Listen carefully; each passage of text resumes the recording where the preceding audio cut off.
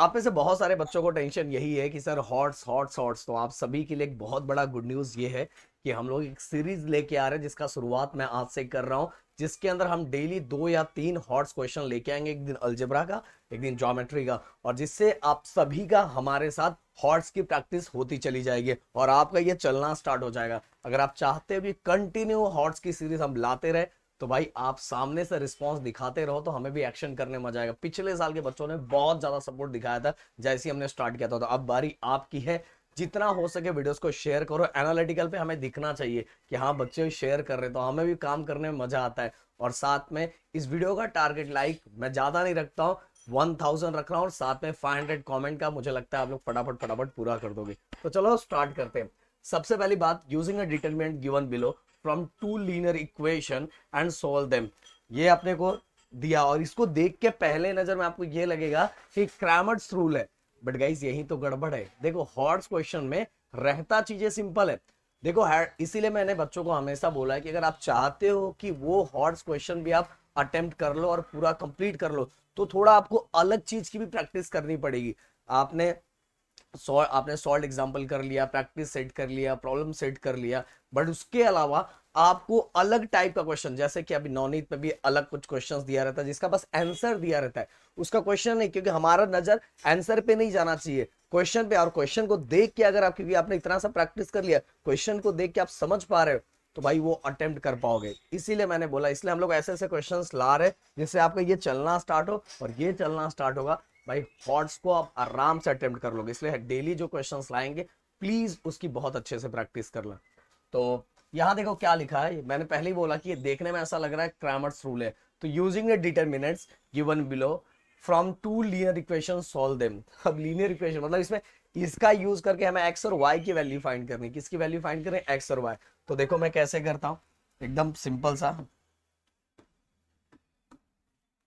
और कमेंट में हार्ड भी चलना चाहिए भाई। ये देखो, अब मैंने, अगर जिसने मेरा क्रैमर्स रूल देखा होगा जिस तरह से मैंने पढ़ाया था, तो उसको एक चीज पता होगा कि सर यहाँ ए लिखते हैं, ये बी लिखते हैं, ये सी लिखते हैं और ये डी लिखते हैं। ओके, और डी वाई के लिए इसको ई एफ लेते हैं और इसको ये ए सी होता है। आपको पता होगा, समझ में आया? तो हम सबसे पहले लीनियर इक्वेशन फॉर्म कर लेते हैं इसी सब का हेल्प लेके, यही तो समझना था। देखो कैसे, वेरिएबल आप कोई भी ले सकते हो क्योंकि यहाँ जनरली बोला नहीं, तो आप एक्स वाई। तो ए हमारा है तो पहले ए ही लिखते हैं ना, तो ए के साथ एक वेरिएबल, बीच में प्लस, ए के बाद बी और एक दूसरा वेरिएबल क्योंकि लीनियर इक्वेशन है, और इक्वल टू कांस्टेंट टर्म। तो देखो E, E equal to E, A B और इक्वल टू ई, तो ये हो गया 4। बन गया पहला इक्वेशन, लीनियर इक्वेशन।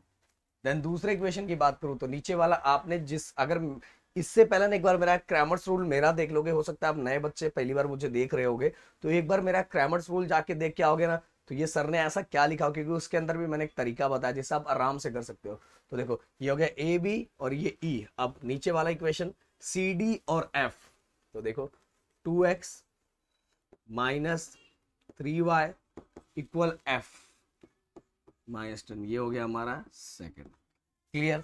एकदम आराम से अब बन गया। अब तो कुछ टेंशन नहीं। देखो मैंने क्या बोला कि एक बार पता है हॉर्स के लिए बस 1/2 मल्टीप्लाई करना था, क्वेश्चन बहुत सिंपल था, पर बहुत सारे बच्चों को 1/2 समझा ही नहीं। तो देखो इसके अंदर बस ये आप एक बार बना लोगे तो आगे तो बहुत सारा आपको आता ही है। बस अब एक्स और वाई की वैल्यू फाइंड करनी, क्या ही हार्ड है इसके अंदर।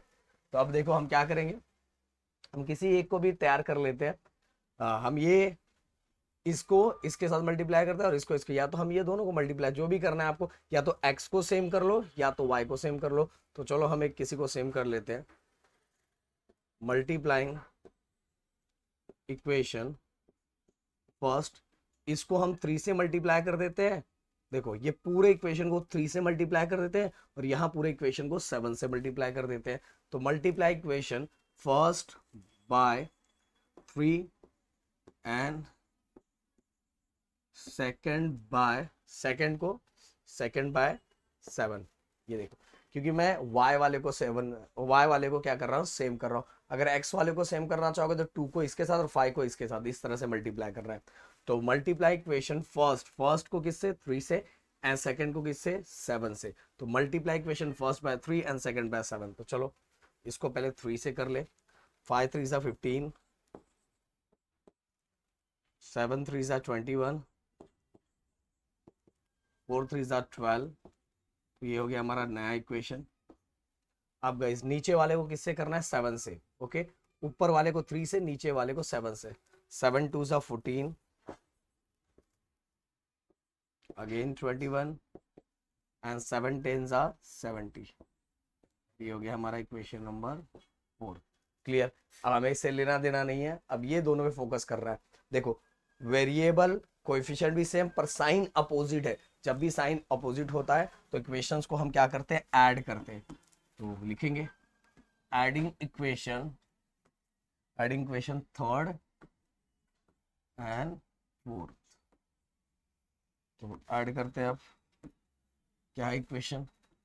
15x प्लस 21y इक्वल 12, और दूसरा क्या है? 14x minus 21y equal to -7। Clear? अब प्लस करेंगे 15x प्लस 14x, 5 4 9 1 1 2। ये हो गया x, ये गई वो। अब देखो plus minus minus, plus minus क्या हो जाएगा? माइनस हो जाएगा। 10 में से 2 गया तो हमारा बचेगा 8। देन इसके बाद 7 में से 1 गया तो हमारा बचेगा 7 में, ये तो 1 कैरी गया तो हमारा बचेगा 5 70 58। ओके, और बिगर नंबर का साइन किसका है? माइनस का। माइनस का हो गया भाई, क्या ही याद है इसके अंदर। अब देखो 29 x इक्वल -58। x हमें चाहिए, ये इक्वल की साइड आएगा, ये इसको हटाना पड़ेगा क्योंकि x की वैल्यू चाहिए। तो 58 अपॉन 29, 29 1 29 एंड 29 2 58। तो x इक्वल टू कितना आ गया? -2। x की वैल्यू निकल गई। देन इसके बाद गाइस अब हम फाइंड करेंगे y की वैल्यू। तो जिसमें मन मर्जी करे, जिसमें भी मन करे उसमें पुट कर दो। चलो हम इसमें ही पुट कर देते हैं। अब देखो जिसको हम भूल गए थे उसमें पुट कर दो। Put x equal to -2 in equation first. Equation first क्या आपने लिए? 5x प्लस 7y इक्वल 4, और -2 प्लस 7y इक्वल 4। अब 5 2 से कितना हो गया? 10 -10। ओके, -10 इक्वल की सट जाएगा तो क्या हो जाएगा? +10। ओके, और 10 प्लस 4 क्या हो जाएगा? 14। अब दोनों के बीच में क्या हो रहा है? मल्टीप्लीकेशन, इक्वल के सट जाएगा तो डिवाइड हो जाएगा। 7 2 14। क्लियर? y equal to 2। तो दोनों आ गया। ले लो, लीनियर इक्वेशन से हमने x और y की वैल्यू बहुत प्यार से निकाल ली, और यही है हमारा हॉट्स क्वेश्चन। चलो आगे, अगला हॉट्स क्वेश्चन। तो a train covered a certain distance at a uniform speed. If the train would have been 6 km per hour faster, it would have taken 4 hours less than the scheduled time, and if the train was slower by 6 km per hour, it would have taken 6 hours more than the scheduled time. Find the length of the journey. मतलब हमें कितनी total, मतलब train ने total कितना distance cover किया वो find कर रहे हैं। अब एक चीज मैं यहाँ जब सॉल्व करवाऊंगा, सॉल्व करवाते करवाते बताऊंगा कि इस क्वेश्चन में बोला क्या है, जिससे आपको समझेगा, पूरा दिमाग आपका चलेगा। सबसे पहले आप सभी को एक चीज तो इसके अंदर दिखाई दे रही है कि train cover certain distance at a uniform speed. मतलब दो चीजें, एक डिस्टेंस, मतलब एक यूनिफॉर्म स्पीड, ट्रेन के यूनिफॉर्म स्पीड को हम लोग ले लेते हैं x, और कितना टाइम लग रहा है, लग रहा है उसको हम लोग लेते हैं y। ऐसा क्यों सर? स्पीड और टाइम को क्यों ले रहे हो? अपने को लेंथ फाइंड करना है ना, इसीलिए। और इसका भी रीजन मैं भी सॉल्व करूंगा तो आपको बताऊंगा। हम लोग ले रहे हैं स्पीड को, ट्रेन की स्पीड को x, और टाइम को हम लोग ले रहे हैं y। और ये दोनों स्पीड और टाइम अपने को मिल गया ना, तो अपने को डिस्टेंस मिल जाएगा, कितना डिस्टेंस जर्नी में उन्होंने कंप्लीट किया है। कैसे? ये देखो, यहां लिखता हूं, let the speed of train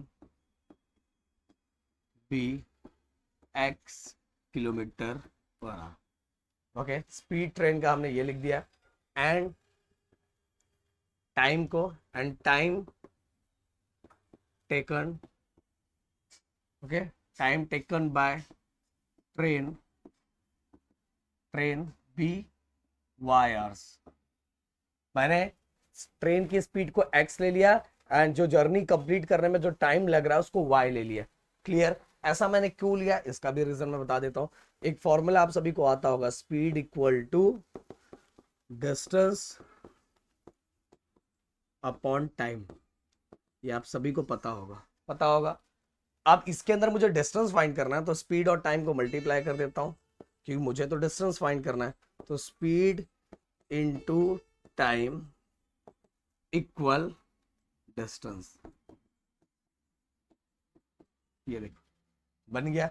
ये दोनों स्पीड और टाइम, दो कंडीशन यहां दिया हुआ, वो दोनों कंडीशन के अकॉर्डिंग स्पीड और टाइम को मैं चेंज करूंगा, इक्वल टू डिस्टेंस हमारा हो जाएगा। अगर मैं यहां और लिखूं अच्छे से तो speed into time equal to distance. Distance आप सभी को पता है डिस्टेंस, और जब मैं टाइम और इसको मल्टीप्लाई करूंगा, x और y को मल्टीप्लाई करूंगा, तो x मतलब x हमारा क्या हो गया, x की वैल्यू हमारी क्या हो गई स्पीड, और टाइम की वैल्यू क्या होगी y।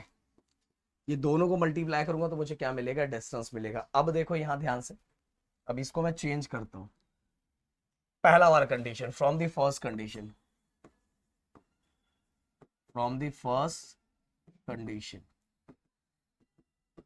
पहले कंडीशन में अगर आप ध्यान से देखते हो तो if the train would have been 6 kilometre hour faster, मतलब स्पीड की बात की है, मतलब एक्चुअल पहले के कंपैरिजन में 6, मतलब उसकी स्पीड पहले के कंपैरिजन में 6 किलोमीटर आवर फास्ट है, तो इसलिए पहला स्पीड x है और उसमें मैंने +6 लिख दिया। तो ये पहले कंडीशन के अकॉर्डिंग। और आगे चलते हैं, it would have been taken 4 hour less than the scheduled time, मतलब जो टाइम था एक्चुअल, जो ट्रेन का टाइम था उससे 4 घंटा कम लग रहा है। तो जो एक्चुअल टाइम था ट्रेन का वो इतना y लग रहा था, पर उसमें भी 6 घंटा कम लग रहा है क्योंकि स्पीड ट्रेन के ज्यादा है। और दोनों मिला के कितना डिस्टेंस कवर हो रहा है, x इंटू वाई। क्योंकि ये टाइम और स्पीड को हम मल्टीप्लाई करेंगे तो हमें क्या मिल जाएगा, टाइम और स्पीड को हम मल्टीप्लाई करेंगे तो हमें मिल जाएगा डिस्टेंस। समझ में आया? तो पहले कंडीशन के अकॉर्डिंग ये है कि 6 घंटा स्पीड ज्यादा है, 6 घंटा ज्यादा है, अरे सॉरी यहाँ 4 या 6 मैंने लिख दिया, कितना है 4। अगर 6 घंटा ज्यादा है तो कितना टाइम कम लगेगा, एक्चुअल टाइम से 4 घंटे कम लगेंगे, और टोटल मिला के कितना डिस्टेंस कवर होगा, एक्स और वाई। अब इसको सॉल्व करना है, वही जो हम सिंपल तरीके से सॉल्व करते हैं।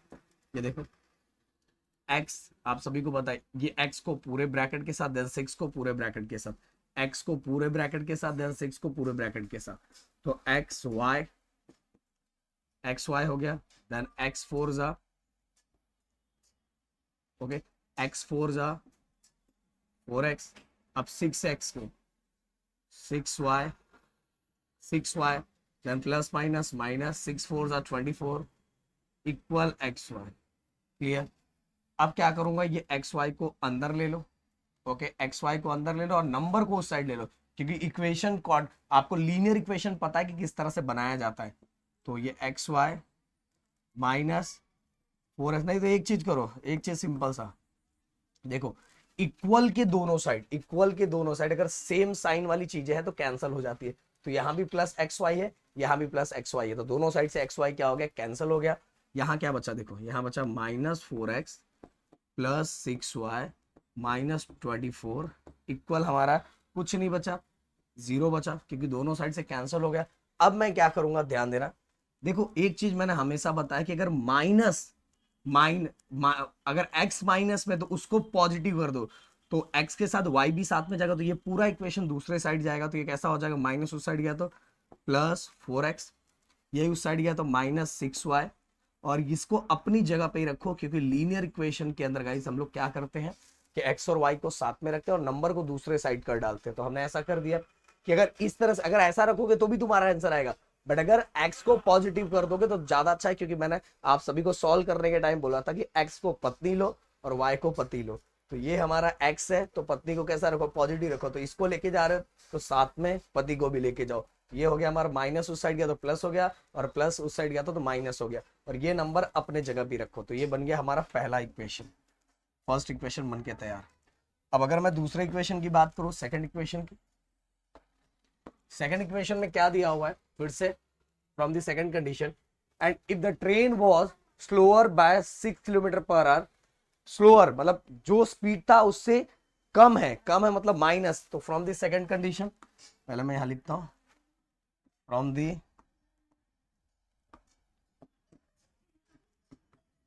द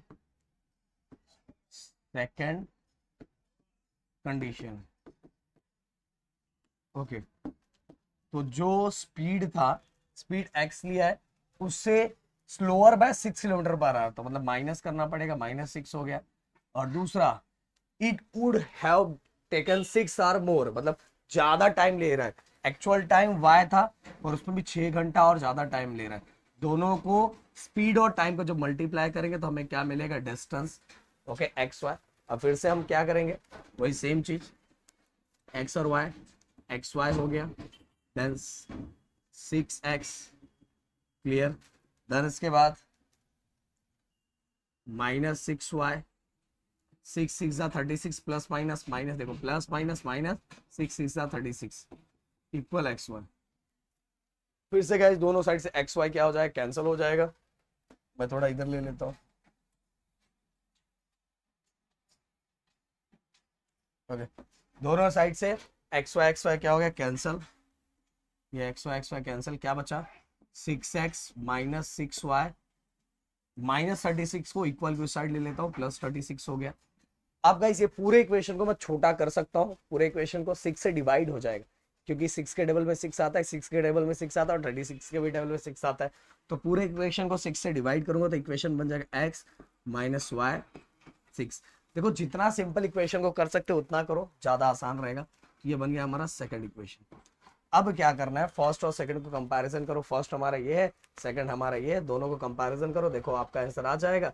अब देखो हम इसको भी कर सकते थे छोटा, इसको भी छोटा कर सकते थे, ये पूरे इक्वेशन को 2 से डिवाइड कर दो, देखो 2 2 जा 4, 2 3 जा 6, देन इसके बाद यहाँ आ जाएगा 12, 24 को डिवाइड करेंगे तो 12, ओके। तो इसको भी हमने छोटा कर दिया।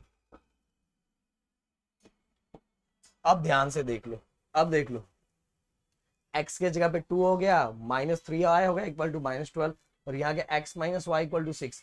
अब अगर मुझे x को सेम करना है तो x के जगह पे 2 है, तो यहाँ भी क्या चाहिए, 2 चाहिए। तो मुझे ये पूरे इक्वेशन, क्योंकि किसी एक वेरिएबल के कोएफिशिएंट को सेम करना पड़ेगा, तो मैं क्या करता हूँ, यहाँ x के जगह 2 है तो यहाँ भी 2 ला देता हूँ।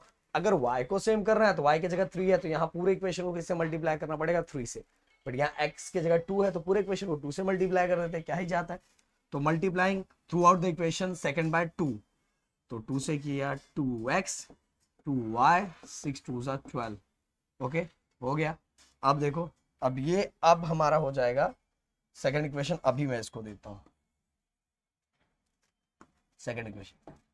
अब गाइस क्या होगा, अब ध्यान से देखो, x के जगह पे 2 है, यहां भी x के जगह पे 2 है, और दोनों का साइन क्या है, सेम है। जब दोनों का साइन सेम होता है तो इक्वेशंस को हम क्या करते हैं, सब्ट्रैक्ट करते हैं। तो हम लिखेंगे subtract equation, subtract equation first from second. अब दोनों में बड़ा नंबर कौन है, बड़ा इक्वेशन 12 वाला ये है, तो ये ऊपर लिखेंगे, कर देता हूं मैं,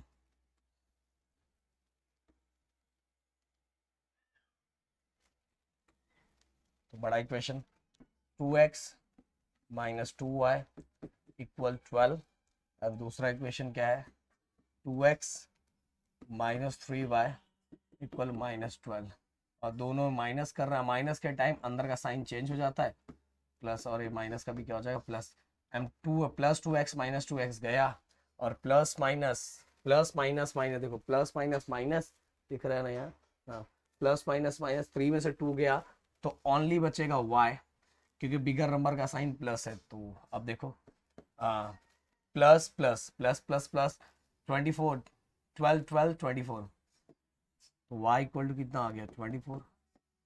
y की वैल्यू आ गई अपनी, और y की वैल्यू आ गई है। अब हमें किसकी वैल्यू फाइंड करनी, x की वैल्यू फाइंड करनी, जिसमें मर्जी करे उसमें पुट कर दो। ये छोटे वाले इक्वेशन में पुट कर देते हैं ना, आ जाएगा अपना इक्वेशन। तो ये वाला इक्वेशन, ये जो इक्वेशन था, तो ये अपना equation put y equal to 24 in equation, तो कोई भी इक्वेशन में ये इक्वेशन ही पुट करो ना, x minus y equal to 6, तो x y की वैल्यू कितनी दी है 24 इक्वल टू 6, अब माइनस 24 इक्वल के साइड जाएगा तो क्या हो जाएगा प्लस 24, तो ये हो गया x इक्वल टू 30, और x अपना क्या था, x अपना स्पीड था किलोमीटर पर आवर, और जो हमारा ये था ये हमारा क्या था टाइम था। अब दोनों चीजें अपने को मिल गई, बट अपने को क्या फाइंड करना है, अपने को फाइंड करना है find the length of the journey, length of the journey find करना, मतलब टोटल डिस्टेंस फाइंड करना है। तो टोटल डिस्टेंस अभी मैंने बताया था, टोटल डिस्टेंस कब होगा, जब मैं स्पीड और टाइम दोनों को मल्टीप्लाई करूंगा। स्पीड हमारा 30 एंड टाइम हमारा कितना है 24, ये हो गया। अब 4 3 जा 12, 4 दिख रहा है नीचे, हाँ 4 3 जा, धूप आ रहा होगा, 4 3 जा 12, ओके, देन 3 2 जा 6 1 7 और ये 0, तो ये हो गया हमारा टोटल डिस्टेंस, किलोमीटर आप लिख दो। तो 720 किलोमीटर, कितना 720 किलोमीटर टोटल डिस्टेंस है। तो इस तरह से हमने दोनों हॉट्स क्वेश्चन सॉल्व किए और आपको मैंने समझाया। अगर आप चाहते हो कि कंटिन्यू हम इसी तरह की सीरीज लेके आए जिससे आपका ये भी शार्प होगा और आपको हॉट्स क्वेश्चन का टेंशन भी खत्म होता जाएगा, तो प्लीज जितना हो सके वीडियोस को शेयर करो। मिलते हैं नेक्स्ट वीडियो में। Thank you so much guys, जय हिंद एंड जय महाराष्ट्र दोस्तों।